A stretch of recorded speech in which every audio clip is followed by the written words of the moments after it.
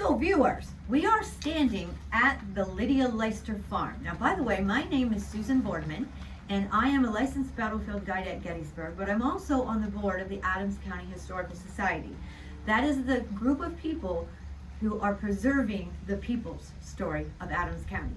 So we're here, Lydia Leister is one of those people that we're going to be talking about.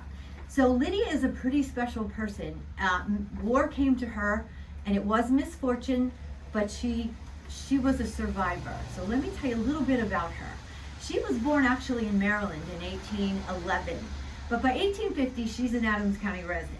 She and her husband James and their 6 children, 4 of whom were born in Adams County, will be moving to Greenmount from Maryland in around 1850. And then her husband James, who's a carpenter, passed away around 1859. Now, he was not the best in the way of supporting husbands. He actually had a drinking problem, and so when he passed away, Lydia was able to pick up the pieces of her life and continue on with her family. She sold all of his carpenter tools and some of her own personal furniture and possessions, and with that money, she bought this farm. It's considered a 1.5 story. And it is only basically 2 rooms down here, along with a root cellar and a storage closet and the loft where her children would sleep. So it was probably a pretty tight fit because she moved in here with 4 of those 6 children. 2 daughters had already been married and moved away. Now this purchase was 1861. So of course she had the typical life of a farm woman. She managed to live off her subsistence farm until 1863 summer, when war literally came to her doorstep.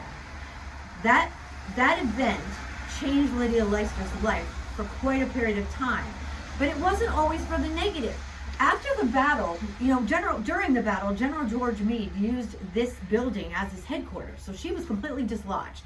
She gathered what she could on short notice. She and the two remaining daughters that still lived with her by the summer of '63 are refuging down the Taneytown Road right here in front of me. She'll be back on July 6th to a pretty big scene of destruction. Her orchard was pretty much destroyed. Her good trees were bent or broken. Her favorite peach tree was destroyed. A fire had been set underneath it and destroyed it. Her house had holes in the end that received Confederate artillery, and all of her possessions were either damaged or outside here in the property. So what did she do? She picked up the pieces. She had 17 dead horses on this property.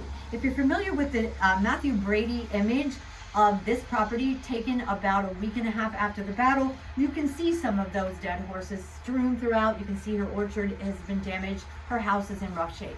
So she'll take those dead horses, she'll allow the bones to dry, and she will sell those bones, presumably for phosphorus fertilizer, at the rate of 50 cents a pound, making $375, with which she was able to buy an additional field and do repairs on her house and add a 2-story addition to this house in 1874. All right, we have moved around to the northern elevation of the house because there is a historic photograph that shows you the 2-story addition that Lydia Leister will add to her property.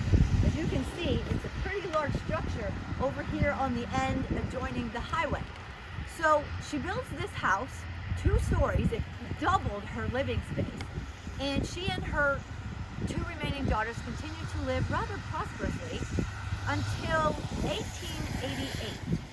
At that point, the veterans, under the auspices of the GBMA, have determined that they would like nothing more than to have Meade's headquarters building as part of their holdings. So they're going to make her an offer, a pretty significant offer of $3,000. That's a lot of money back then. So Lydia Leister accepts the offer, but the one condition was that she gets to retain possession of her 2-story addition. So imagine this.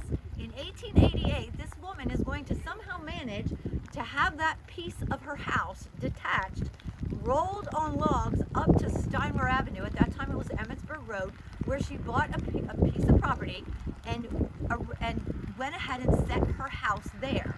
She and her daughter Hannah will live there until Lydia's death in the 1890s. So a remarkable woman, but what's even more interesting probably is that building is still there. It is is now part of the Dobbin Tavern Getty's Inn Bed and Breakfast at 71 Steinmore Avenue.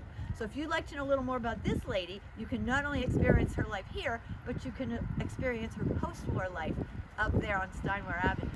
By the way, that is now owned by Jackie White, also a board member of the Adams County Historical Society, and very